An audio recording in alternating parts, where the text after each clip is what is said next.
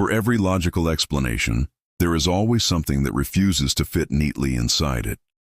Some officers spend their careers chasing suspects, others chasing answers.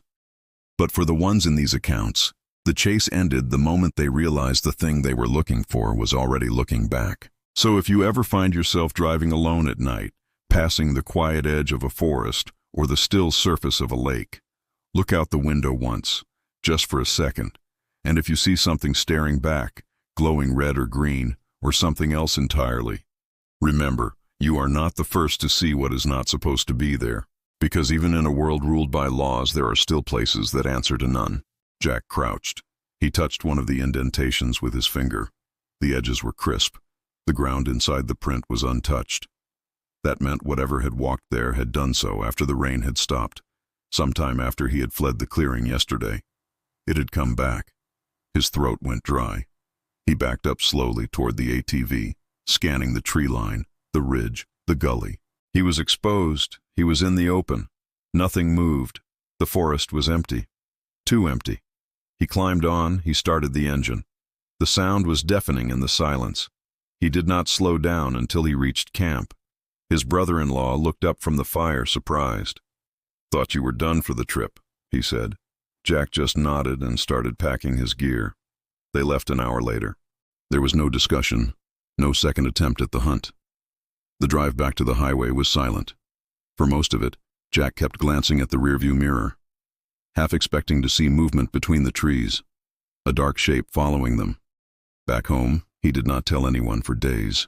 When he finally did, it was his wife who heard the full story first. She did not laugh, she did not call him crazy. She just said, "You saw something. You do not have to name it." It took nearly a year before Jack shared the details with anyone else. He contacted a researcher who specialized in wilderness sightings. The man met with him, verified his service record, checked the hunting permits, and even visited the same site near Searchmont. What he found matched everything Jack described. Snapped branches too high for a man, strange impressions in the earth, and a patch of brush that looked like something massive had barreled through. Jack did not want his full name used, but the researcher labeled the file Ontario 2003 Officer Witness. In his notes he wrote, "Subject credible, trained observer, no motive for fabrication." When asked years later if he believed what he saw was Bigfoot, Jack shook his head. "I do not believe in names," he said. "Whatever it was not a man. And it did not need me to believe in it to exist." He still hunts, though never alone and never in that region again. He keeps to the southern forests now. Thinner woods, shorter shadows. Sometimes he says the silence still follows him. When the wind dies, when the birds stop mid-song, it all comes back.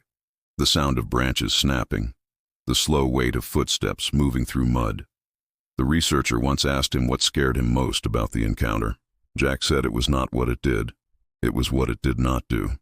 When pressed, he explained, "It could have come closer. It did not. It chose to stop.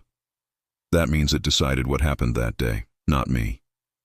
It was not wearing clothes. Its body was covered in dark, wet hair that clung to its frame like matted fur. Muscles rippled beneath the fur. They were defined, powerful, inhumanly built. The head was shaped like a man's, but broader. The face was flat with deep-set dark eyes and a short, wide nose. It looked straight at him. Jack froze. His rifle was half raised. He was afraid that any movement would trigger whatever this was. The creature stood still. Its chest was heaving slowly, as if it were curious but cautious. It just stared for a long 5 seconds. Then, without warning, it crouched and vanished into the underbrush. In one fluid motion, it did not run. It just disappeared. The silence that followed was absolute. No birds, no wind, just rain dripping from the leaves. Jack stayed locked in place for almost an hour. He did not move. He kept scanning the ridge, listening. His rifle was ready. Nothing returned. When he finally climbed onto his ATV, his hands would not stop shaking. He rode back to camp. He found his brother-in-law already there. The man said he had heard a strange howl echo through the valley, a deep, drawn-out sound that faded into something like a cough. Jack did not mention what he had seen. Not yet. He could not find the words. That night, sitting by the fire, he tried to convince himself it had been a trick of the light. A shadow, a bear standing up. But the shape, the muscle, the way it moved, those were not shadows. He did not sleep much. The forest outside felt alive in a way it never had before, and not in a good way. He woke up before dawn, long before the others stirred. The fire was cold, the air was sharp, and fog hugged the ground like smoke that refused to rise. Every sound felt too close. The drip of water from pine needles, the creak of the tent fabric. He had not planned to go back to the clearing. He told himself he would not, but the thought would not leave his mind. He needed to see it in daylight. He needed to know whether it was real. By sunrise, he was back on the ATV, heading down the same trail he had sworn not to ride again. The forest looked clean, almost peaceful, washed silver by early light. But when he cut the engine and stepped off the path, that feeling died instantly. The air was still, not quiet like morning calm, quiet like something was listening. He reached the clearing and stopped. The mud near the gully had dried just enough to hold shape. And there it was, a line of deep impressions running parallel to where the moose had stood the day before. Each one was long, wide, spaced evenly apart, like steps from something tall walking upright. They were not hoof prints, and they were not boots. After about 15 minutes, something started moving toward him from the west. It was slow, heavy, deliberate. He could hear it long before he saw it. Branches were snapping, brush was shaking, the dull thump of weight on wet ground. He assumed it was a bull moose. The sound of antlers scraping against trees confirmed it. Excitement surged through him. This was it. But so did frustration. His rifle was behind him in the case. Reaching for it would make noise. The animal was close. Too close. Through the brush, he finally saw it. A large bull moose, easily the biggest he had ever seen. It raked its rack against the trees, oblivious to his presence. Jack decided to risk it. He had to. He turned slowly, unlatched the storage lid, and grabbed the gun. The motion made a sharp metallic click. The bull froze. In an instant, it bolted. It crashed through the brush with thunderous force before vanishing into the gully. Jack sat there stunned. Moose rarely spook that easily. They are cautious animals, but not like deer. They often hold their ground. Something had frightened it more than the sound of a latch. Something big. He waited another half hour, hoping it would return. But it did not. When his brother-in-law radioed, Jack told him what happened and stayed in the clearing.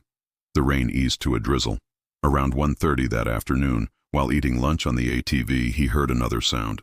Thuds, irregular but distinct, coming from the slope behind him. He thought it was falling branches until one struck the ground close enough to make him flinch. He looked over his shoulder. Nothing. A minute later, another heavy object hit, followed by a low rustle. Someone or something was throwing things from the ridge. Jack stood up, scanning the tree line, but saw only shadows between the pines. "Cut it out!" he called, thinking maybe his brother-in-law had circled back as a joke. No answer. The woods were still. He climbed partway up the slope to investigate. That is when he noticed it. A long weathered bone half buried near the base of a tree.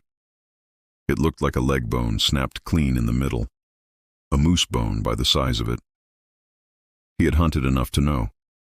But it had not been sawed or cut. It had been broken by pure force. He stared at it. Then he froze at the sound of movement again. This time closer, heavier, from the gully where the moose had run earlier. Slow, measured footsteps. Thump, thump, thump. Jack raised his rifle. His heart was hammering. A shape emerged between the trees about 40 yards away. At first he thought it was a man, tall, broad, walking upright. But the proportions were all wrong. The arms hung too low, the shoulders too wide. The figure moved with a rolling gait, swaying slightly as it stepped out of the brush. It paused, it gripped a tree trunk as thick as his forearm, and it turned toward him. In that brief moment, Jack saw it clearly. In 2011, a sheriff's deputy named Kevin was finishing a long shift just outside the city of Burlington in Wisconsin. It had been a quiet day, a long quiet day. Routine patrols, a few traffic stops, paperwork. Nothing out of the ordinary. It was the kind of day that cops appreciate. No drama, no danger. Just checking the boxes and waiting for the shift to end. As the sun went down, he pulled into a small gravel parking lot north of town. He needed to catch up on paperwork. The lot was empty. It was bordered on one side by dark marshland, and on the other by a narrow strip of forest. It was the kind of place locals used to park their cars before walking the footpath that curved through the woods. Kevin was not there to hike. He left the engine idling, turned the headlights off, and opened his laptop on the passenger seat. The only light came from the faint pink still left in the western sky. It was dusk. The evening was still. It was cool and quiet. Quiet enough to hear frogs chirping from the marsh, a constant background noise. He had been typing for maybe 10 minutes, filling out a report. His eyes were on the screen. His mind was on the job. That is when he noticed the change. He felt it before he saw it. The air felt different. At first, it looked like low fog rising off the water, thin coils of vapor snaking upward from the cattails. But fog does not move against the wind. And this mist did not just rise, it rolled. It spread sideways across the marsh as if pulled by something unseen, as if it had a mind of its own.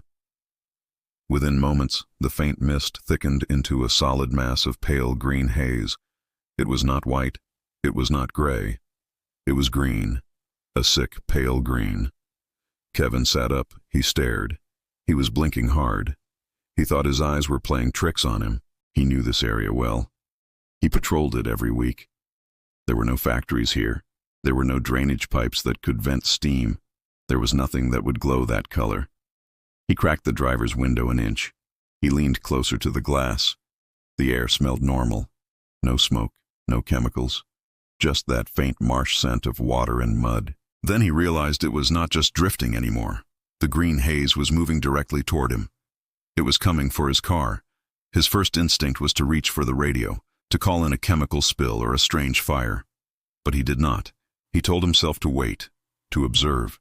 It was probably just low fog reflecting light from somewhere, but the nearest road light was half a mile away, and whatever was glowing did not flicker or fade. It pulsed. It pulsed like a heartbeat, slow and steady. The green mass crept closer. It left the marsh. It rolled over the grass until it reached the edge of the gravel lot. In the span of a few breaths, the mist surrounded his vehicle completely. The squad car's headlights, which were off, flickered on and then dimmed. The dashboard lights inside the car flickered like a dying candle. Kevin froze. One hand was still resting near the ignition. He could feel a vibration in the steering wheel. It was not from the engine. It was from the air around the car. A deep, low hum.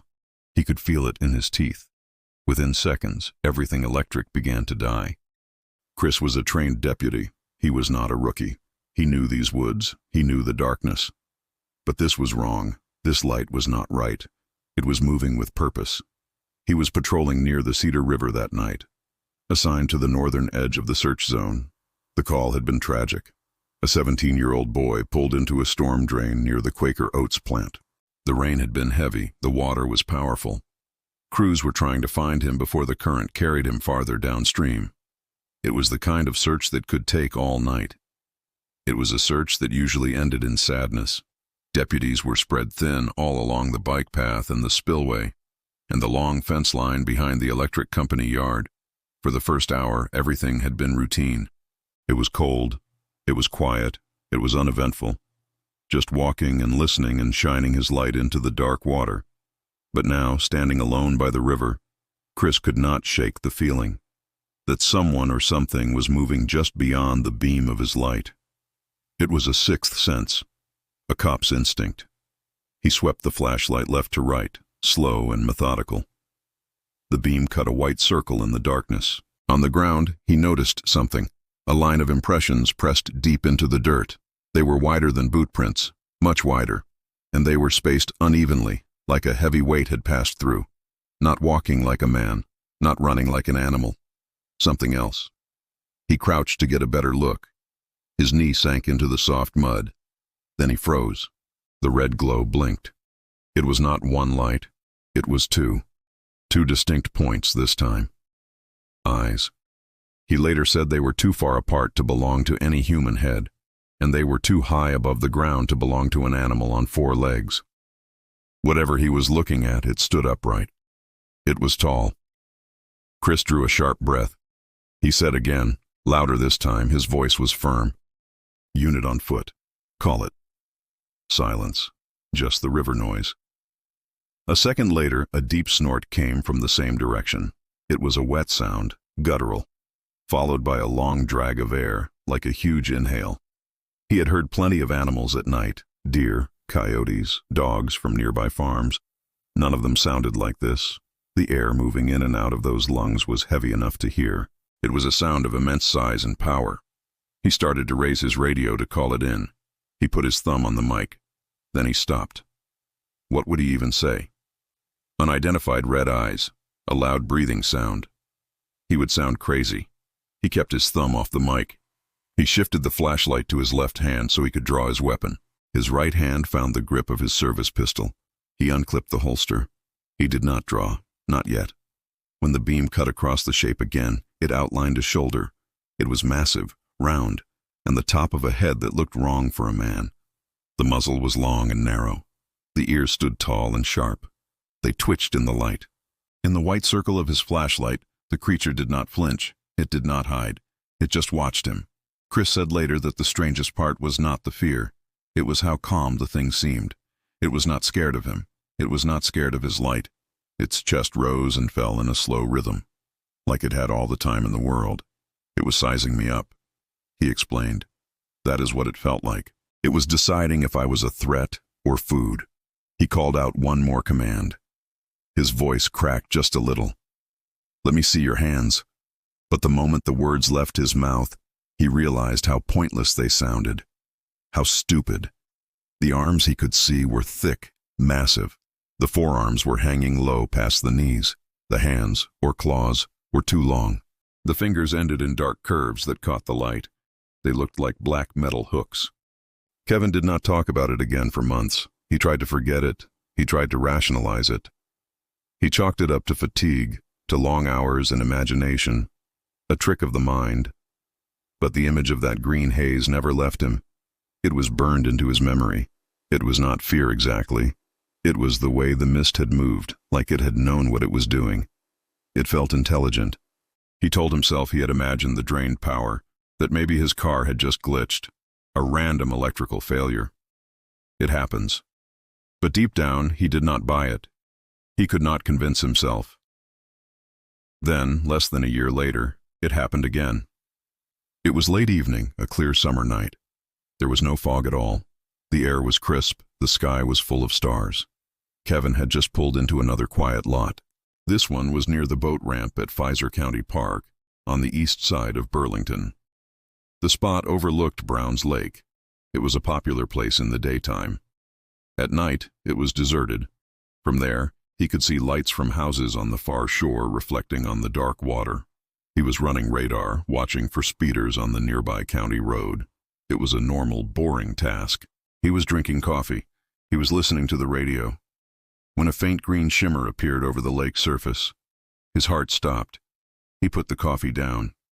At first he thought it was just light from the houses, or maybe a boat lamp cutting across the water. But it was not coming from any source he could identify. It was forming in the middle of the air. A pale, glowing haze, the same unnatural shade as before, that sick, pale green. It was gathering low over the shoreline. Kevin leaned forward. He gripped the steering wheel tighter. His knuckles were white. He did not want to believe it, but the color was identical. Soft, pulsing, almost intelligent. He shut off his spotlight. He killed his dashboard lights. He sat in complete darkness. He watched in silence. The green mist began to stretch and rise. It was taking shape above the lake. It grew larger and larger. Then it started rolling outward, like a slow tide of green light. It moved straight across the water,